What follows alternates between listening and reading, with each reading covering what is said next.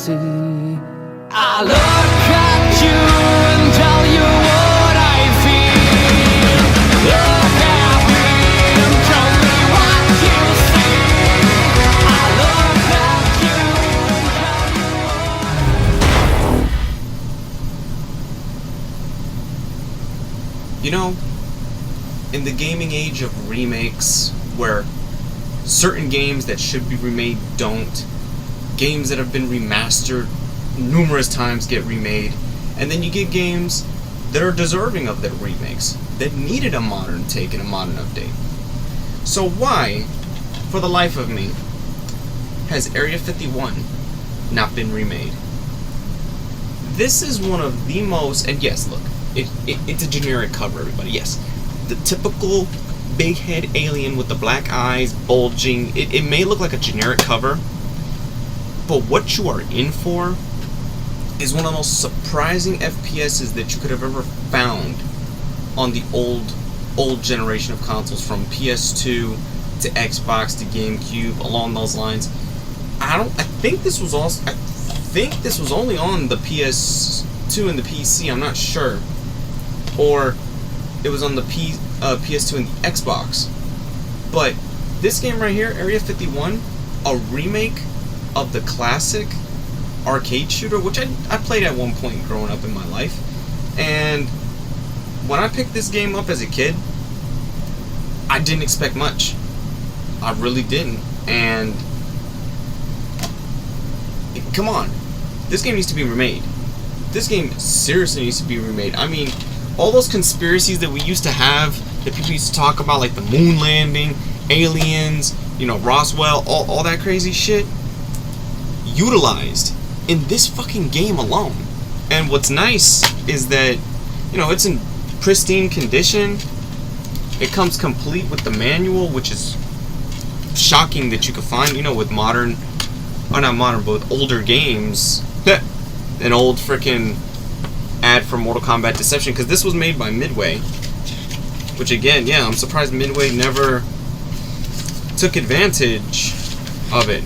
The only thing that I cannot cover in this review with gameplay, like, I'm gonna show you guys gameplay of the game itself and talk about it, but there's gonna be one omission.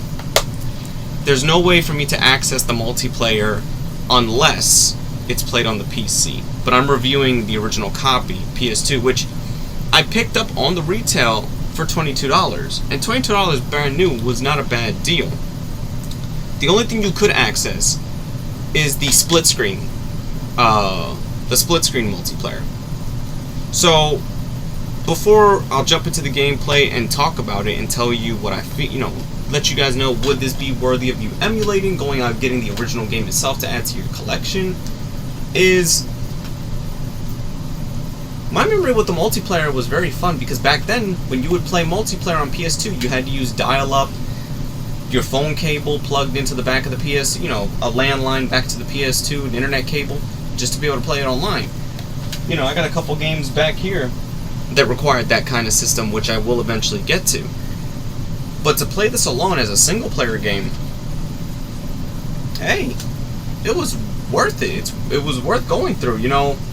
Unleash destruction with fearsome human and alien weaponry, which was cool. Battle an enemy unlike anything you ever face. You would think you faced, yes, the generic looking aliens in here, but every other alien you face in between, unique. You actually become an alien in certain parts of the game. I don't want to spoil how that goes, but that's something Now, the multiplayer was team battles or two-player split screen, or multiplayer up to 16 friends, which was, that's what I'm saying, this game would be ripe for a modern day interpretation. You know, it says discover the mind-blowing truth about UFOs, Roswell alien autopsies, and more as you blast your way through the US government's most secret and secure military base, Area 51. The thing you need to know about Area 51 is that it came late into the PS2 generation's life cycle. And despite that, yeah, you could say the graphics may not be the best, but the graphics had a certain style to them.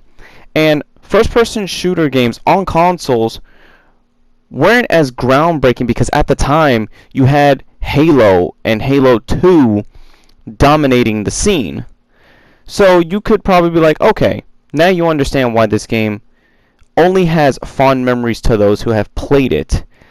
But this is one of those unique cases where if something goes overlooked like this, who knows where this franchise could have been if it gained the popularity that it deserved. It had a unique play style. See, the thing is, it didn't play just like a standard FPS on PS2. It felt more like a tactical shooter, if anything. Yes, it's an FPS, but the buttons were laid out as if you were trying to play a first-person Splinter Cell or something like that. Where, hell, you even use, I think it was R3 or the X button to reload. And the guns in this game, the guns were guns we knew in real life, but with different modifications, because the weapons you get in this are very standard military to advanced military, all the way up to alien. And the alien weaponry is fun all around to use. But the way the game is structured is the way I like it, is because there's no jumps. And what do I mean by that? When you play first-person shooter games now, it's like the stories, especially like Call of Duty, Battlefield, and hell, even the newer Halo games. The stories in those games jump all over the place. The story in this game, it's very straightforward and has a descending vibe. What do I mean by that? Descending. Basically, the more you descend down into Area 51, you feel like you're going down deeper into hell, into alien hell. Different objectives, different disturbing things you can see. Hell, conspiracies that we thought of when we were younger are all put into this game. And it's clear the developers behind this game really wanted to make a unique experience. Now, if you're a veteran at first-person shooters, this game is roughly 4 hours in length. But if first-person shooters are not your forte, because this game can be quite challenging in some sections, it could take you 4.5 to hell, maybe even 5 hours to complete. I remember the first time I played it, certain sections were damn near impossible if you didn't know what you were doing. And that's because you need to really adjust the lighting in the game. When you play the game, it's very dank, dark a little bit. You need to raise the contrast and the brightness just a little bit to get a clearer picture. Because when there's certain sections of the game, especially when you're alone, it's got the Aliens vibe to it when you're in sections where you're alone.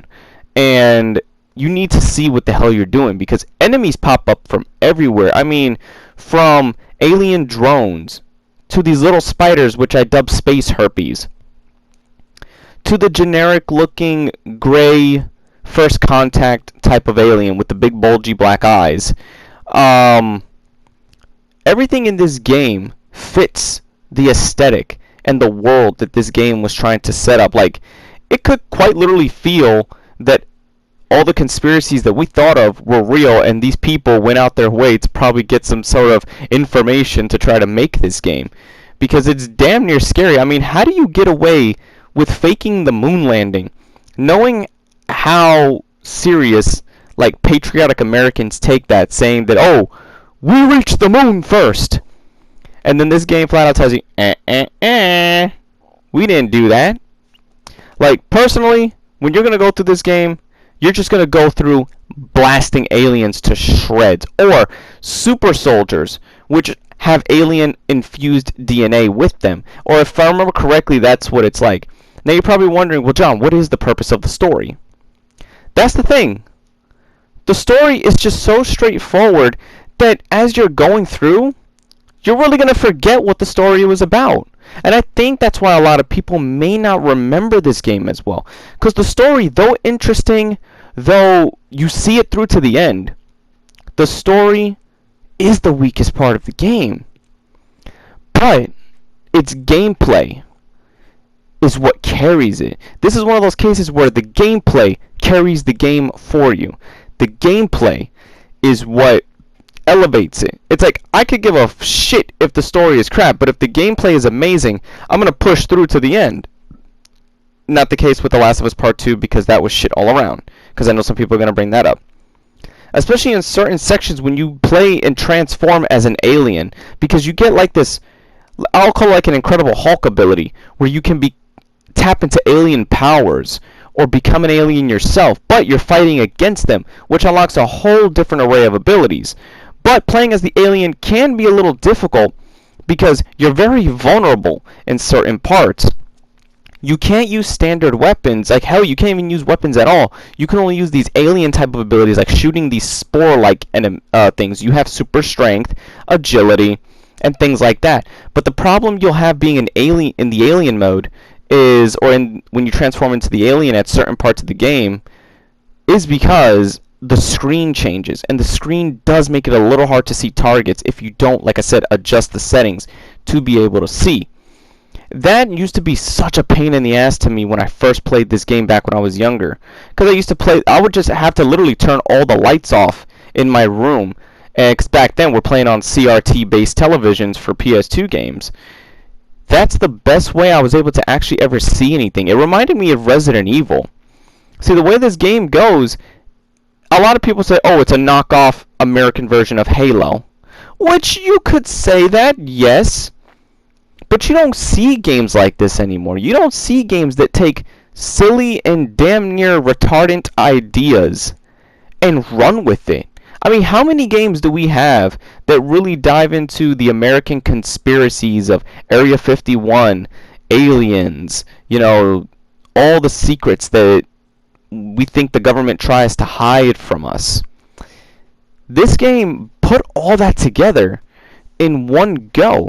And though, yes, like I said, the story may not be very memorable, you still see it. It's like a roller coaster. That's the word I'm looking for. That's actually the best way to describe it. This is a ride that you want to see through to the end.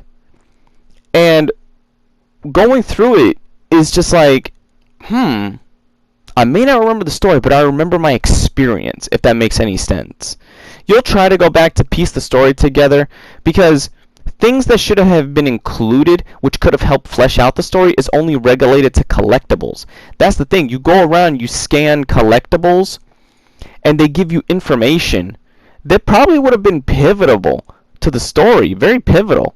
And if they would have just, let's say, took those collectibles, instead of the documents that tell you what's going on, if they made cutscenes based around what was described in those documents, because don't get me wrong, the cutscenes in this game are actually not bad at all. The in-game cutscenes and the CGI the CG cutscenes, they're in between certain sections of the game, they're not bad. They're well done. It's just that you also don't even get to know your team very well. I mean, you're playing as your soldier called Ethan Cole, and he's probably the only person you want to see get through this situation, because obviously you're the main protagonist of this whole damn situation.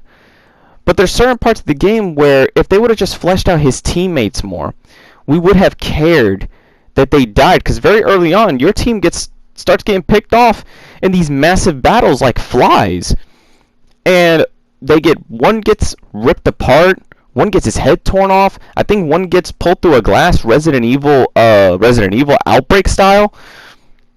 It's just that if they should have just fleshed out everything more. But other than that, the game, in my opinion, was worth the ride, and it's worth the experience. And if I was to grade it back then, because of my nostalgia, it would have been a 9.